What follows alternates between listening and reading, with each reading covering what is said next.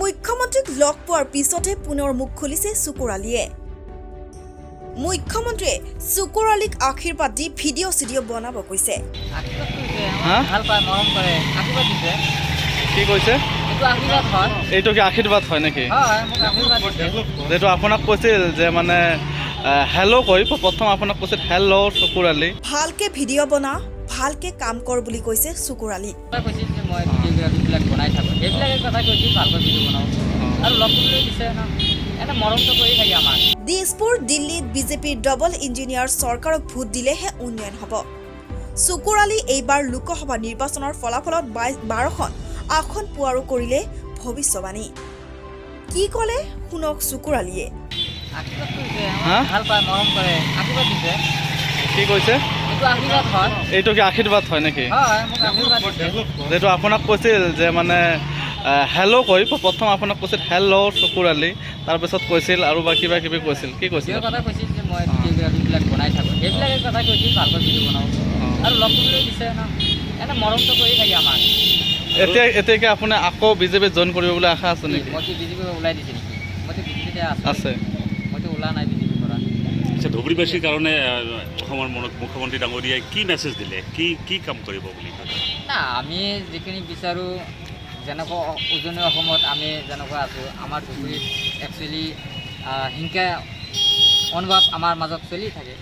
গতিকে আমি যাতে হিংসা কাৰো মাজত যাতে হ'ব নালাগে, আমি হিন্দু মুছলিম সকলোৱে যাতে মিলি প্ৰীতি থাকিব লাগে, সেইখিনি আমাৰ এটা মেছেজ দিয়া হৈছে। সেইখিনি দিছে যাতে আমি ডাবল ইঞ্জিন হিচাপে আমি যাতে আমাৰ কাম কৰিব লাগে। গতিকে আমাৰ ধুবুৰী মামা এতিয়া গম পাইছে, মই আগতে বাৰম্বাৰ কৈছিলোঁ এইটো ধুবুৰীত আমাৰ আটাইতকৈ পিছপৰীয়া সমষ্টি হয়।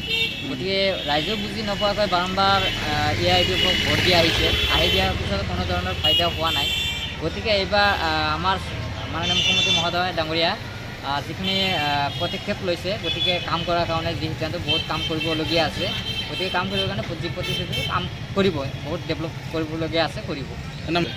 এইটো হিচাপ নাই। তেওঁৰ ঘৰত গৈছিল না? বহুত গৈছিল। মই এটা কথা জানিব বিচাৰোঁ আপোনাৰ পৰা।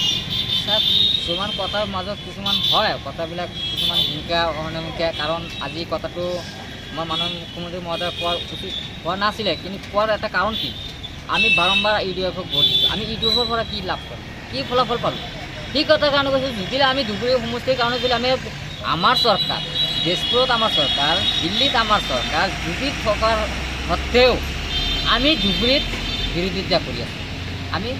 আমাক যদি আমাৰ উন্নয়ন কৰিব লাগে, আমাক গভৰ্ণমেণ্টজনেই আহিব, সি বিজেপি হওক বা কংগ্ৰেছ হওক বা যি চৰকাৰ হ'ব, তাৰ লগত থাকিলে আমি ডেভেলপ কৰিব লাগিব। সি আমি কি কৰোঁ, ধুবুৰীবাসী মানুহে আমি তাৰ বিৰোধিতা কৰি থাকোঁ। সেইকাৰণে আমি এবাৰ নহয়, দুবাৰ নহয়, তিনিবাৰকৈ আমি বিৰোধিতাত থাকিছোঁ, মানে আমি আলাদা হৈ থাকোঁ। সেইকাৰণে কৈছে যে আমাৰ মানে ধুবুৰী ৰাইজে উন্নতি নিবিচাৰে, সেইকাৰণে সেই কথাবিলাকে কোৱা হৈছে। সেইটো এটা আইনত হ'ব, আইনত এইটো এজাহাৰ দাখিল কৰিছে, কি আছে আছে, কাৰো ষড়যন্ত্ৰ আছে না কাৰ কি আছে, এইটো আইনত হয়। সেইটো কাৰণে আমি নকমেণ্ট। 2024 চনত যি ইলেকশ্যন হ'ব, এই ইলেকশ্যনত বিজেপি চৰকাৰ উজনি অসম বা নামনি অসমত কিমানখন চিট পাব বুলি সক্ষম? আমিতো এইখন মই 100% কৈছোঁ, মই 12খন আসন পাম, সেইটো 100%। সেইটো আমাৰ এটি বুজি পাইছে ৰাইজে যে আমাৰ বিজেপি চৰকাৰৰ বাহিৰে কোনো উন্নয়ন কৰিব নোৱাৰে। গতিকে আমাৰ আগুৱাই লৈছে। দিনে দিনে আপোনালোকে গমেই পাইছে যে কিমান মানুহ বিজেপিত বৃদ্ধি হৈ আছে, কিমান মানুহ বিজেপিত জইনিং কৰি আছে। গতিকে আপোনালোকে আৰু ইয়াত কি ক'বলগীয়া আছে, মানুহ আহি আছে। গতিকে আমাৰ এতিয়া বুজি পাইছে, গতিকে বিজেপি চৰকাৰ হ'বই, আৰু 100%। আপোনালোকে আকৌ কি আপোনাৰ চেয়াৰমেনৰ চকীটো পাব বুলি আশা নেকি? এইটো নিশ্চয় হ'ব, কাৰণ আমিতো কোনে কৰা নাই, এইটো আইনত তদন্ত কৰি আছে, আইনত হ'ব নিশ্চয়। আমি আশাবাদী আছোঁ হ'ব বুলি। আৰু ৰাইট বুলি এইটো আপোনালোকে আইনত তদন্ত হ'ব। এতিয়া মই এই ক্ষেত্ৰত মই নকমেণ্ট কৈছোঁ, মই একো নকওঁ। গতিকে এইটো আইনত তদন্ত, মই কিমান টকা লৈছোঁ লৈছোঁ, এইটো আইনত তদন্ত কৰি আছে, সেইটো আইনত বিচাৰ কৰিব। কাৰ ভুল আছে ন আছে, এইটো আইনত হ'ব। আপোনালোকে জানামতে মানে কমপ্লিট ৰূপে আপোনালোকক মানে ফচাইছে তেখেতে, মানে ষড়যন্ত্ৰ কৰিছে। এইটো ষড়যন্ত্ৰ, সেইটো আইনত তদন্ত হ'ব। মই একো নকওঁ এতিয়া, কাৰ ষড়যন্ত্ৰ আছে ন আছে, চব আইনত ওলাব। গৌৰীপুৰৰ পৰা নুৰ ইছলাম শ্বেখৰ প্ৰতিবেদন, নিউজ ডিপো টুডে।